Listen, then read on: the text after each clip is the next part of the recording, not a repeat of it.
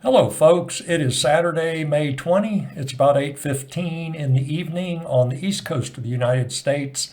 In this video, we're going to look at gold in a few different currencies, including the US dollar, and then we'll look at silver and the mining stocks. So let's jump right in. This is gold in the Turkish lira, obviously doing a moonshot. And we're seeing this behavior in gold, I believe, because the Turkish lira is a dying currency, or dead. I guess it's not quite. I'm not dead yet, as they would say in Monty Python. This is the Turkish lira, and we can see this was 2008, and so for the last 5 years, just a relentless decline in the Turkish lira. I think that Turkey will be very glad when the BRICS currency comes on the scene and they can start transacting in the new BRICS currency and leave the leave the Turkish lira behind. So this is gold in the yen. Obviously, can't quite call that a moonshot, but obviously this is a relentless climb higher. You know, all-time highs, series of them, one after another. The pink, well, and let's talk a little bit about why we're seeing this kind of behavior, gold and yen. The currency, obviously being destroyed, like all the fiat currencies.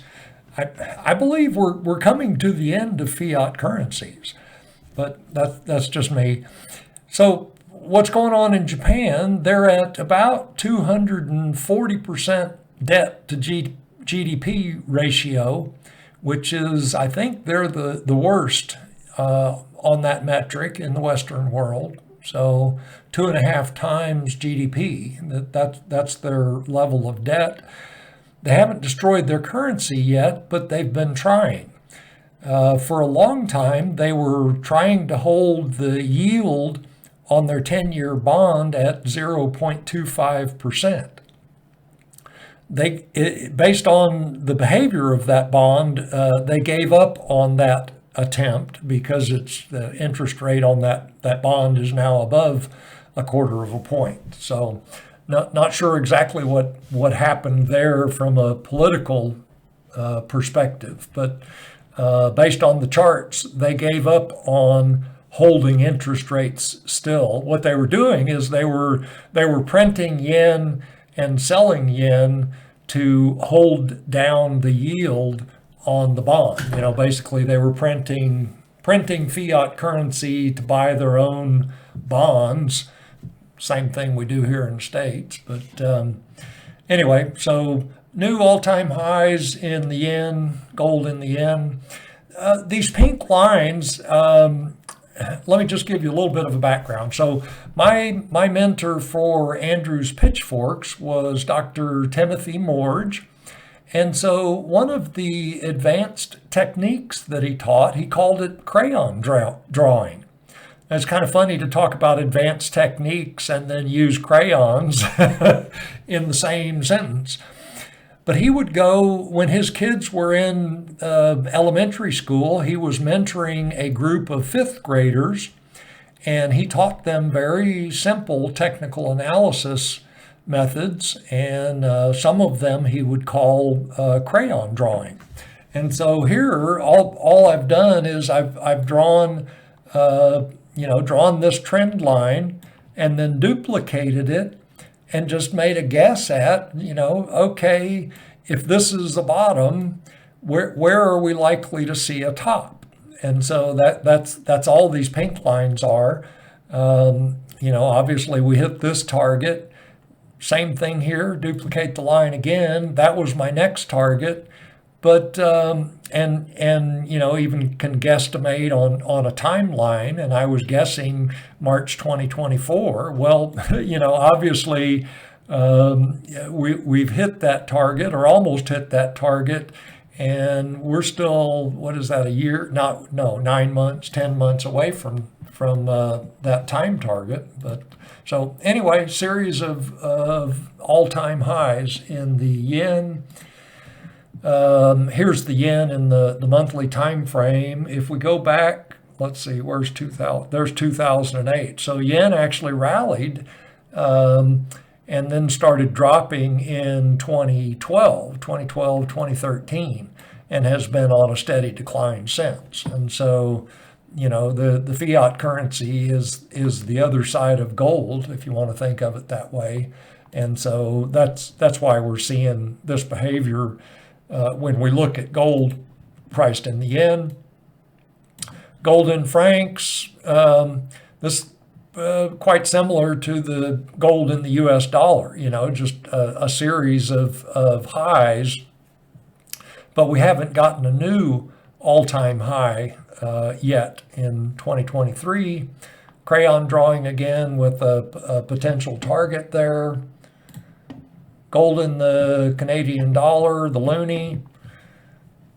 Crayon drawing again. Let's see, is that a new all-time high? Yep, so we got a new all-time high in the Canadian dollar. That's this month. Has pulled back obviously since then, so maybe that was a top, maybe not. But anyway, new all-time high in the Canadian dollar. British pound, let's see, yep, new all-time highs the last 3 months in a row. Well, they're not all all-time highs, but basically the last 3 months in a row poking at that same level. So all-time highs in the pound. Let's see, in euros, not an all-time high, but looks like it wants to break higher. Bull mode in MACD. Gold in the Australian dollar, all-time high.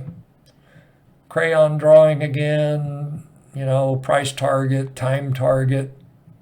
Bull mode on MACD. Gold's headed higher, folks. I don't know how many different ways can I show you that gold is headed higher. Anyway.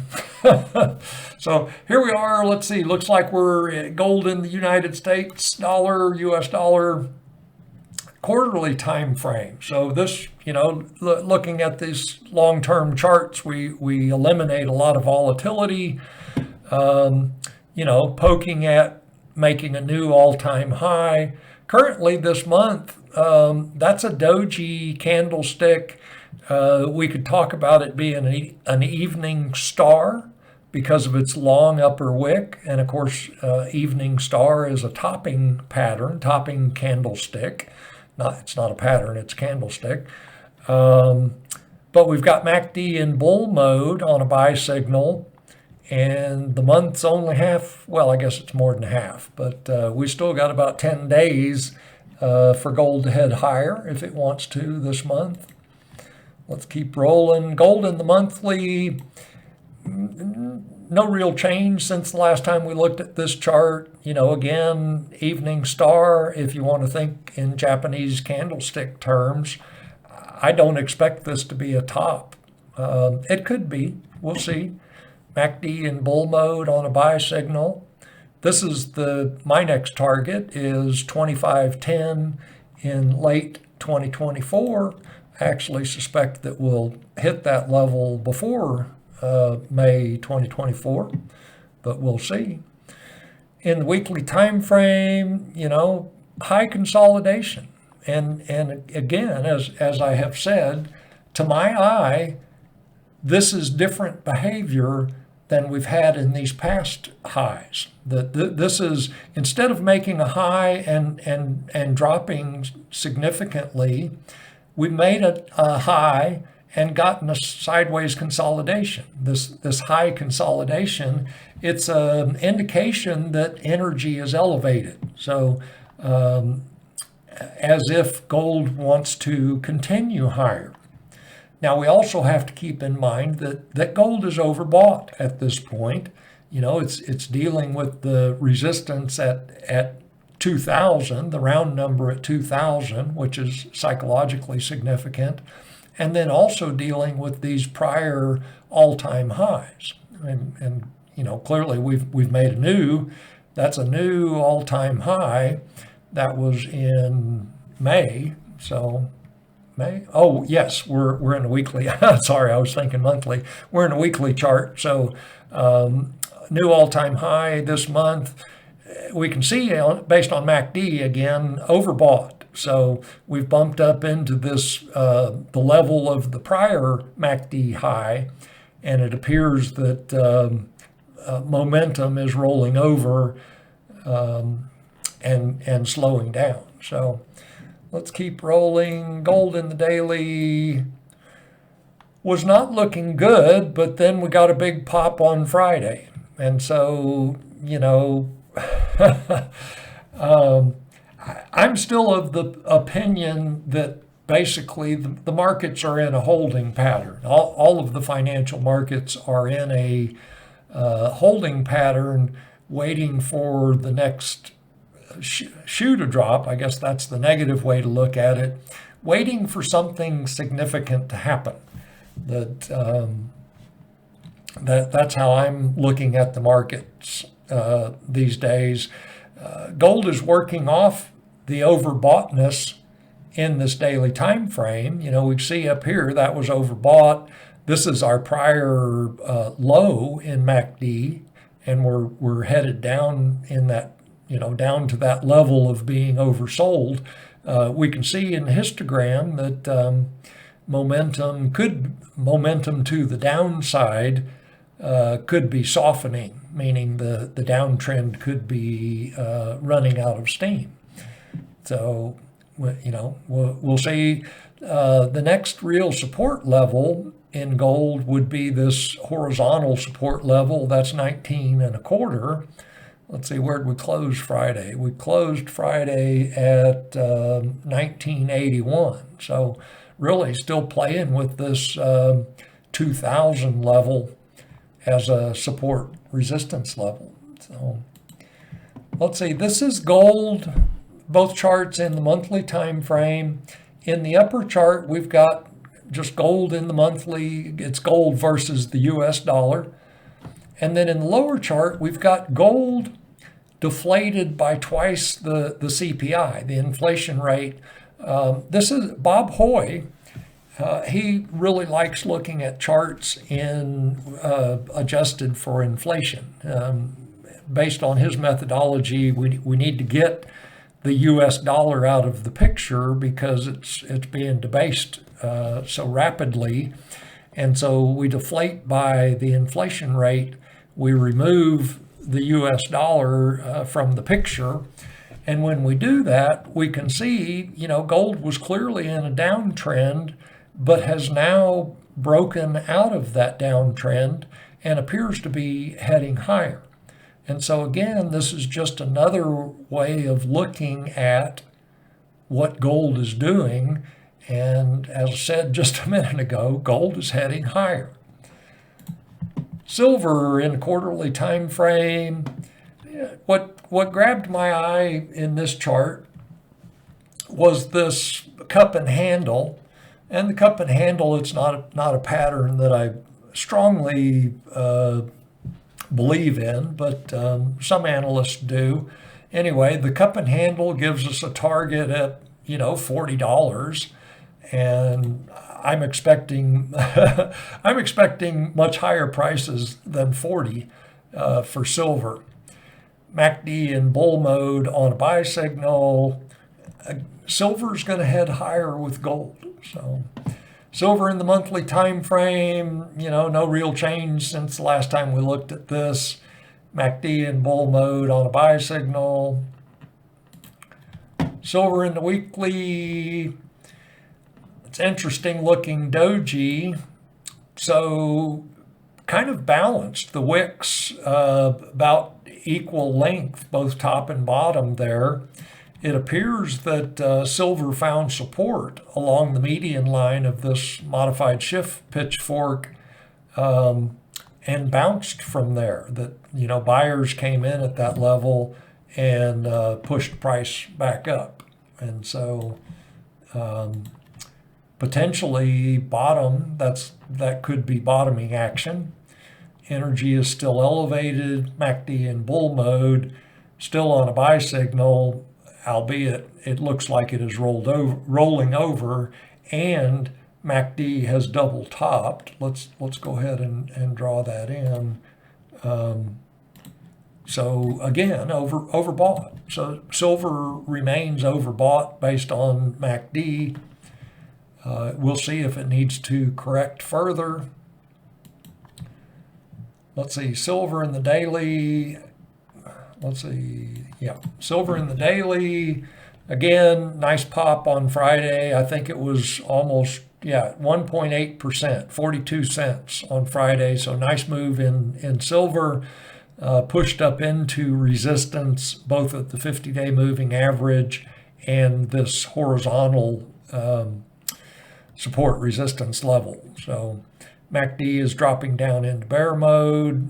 Energy is low.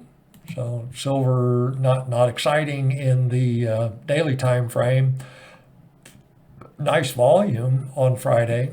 So let's see, silver, this is same thing. So silver deflated by, twice the CPI. So the reason I do twice the CPI is because the CPI is bullshit.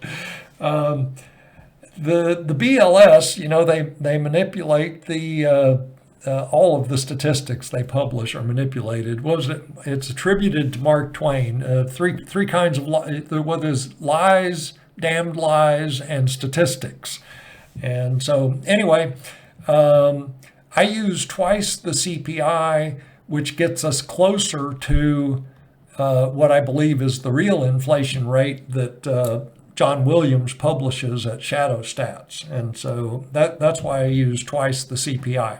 And so anyway, it's same thing that we saw in gold.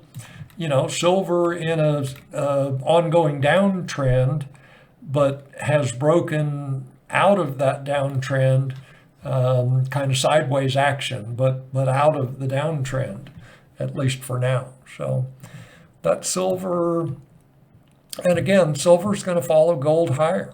So mining stocks, my proxy for the mining stocks.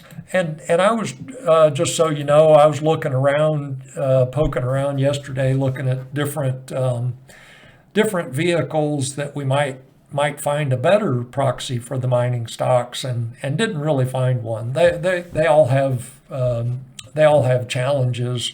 We're trying to represent, there's 2,000 mining stocks. And so trying to represent 2,000 different mining stocks and all the different flavors of, we got streamers, royalty companies, major producers, minor producers, emerging producers, juniors, explorers, etc. And 2,000 of those, and I'm representing it with a single vehicle. So definitely a flawed way of representing the mining stocks, but there it is. That's what I'm doing. In the monthly time frame, has broken out of this downtrend, kind of a sideways action at this point. MACD on a buy signal, but in bear mode. Energy about mid-range. So, mining stocks, not really exciting. Yeah, they're not exciting right now at all, actually. GDXJ in the weekly, appears that it found support at this horizontal level. We got a little bit of a bounce there last week. MACD, overbought. We're overbought based on MACD. Momentum appears to be rolling over. Looks even back to there. So overbought based on MACD. Histograms are suggesting that momentum is rolling over. So again, not very exciting in the mining stocks. In the daily time frame, we did get bounce Thursday and Friday from this horizontal level. We're bullish alignment in the moving averages, 50 above the 200, 20 above the 50. MACD dropping into bear mode, currently on a sell signal.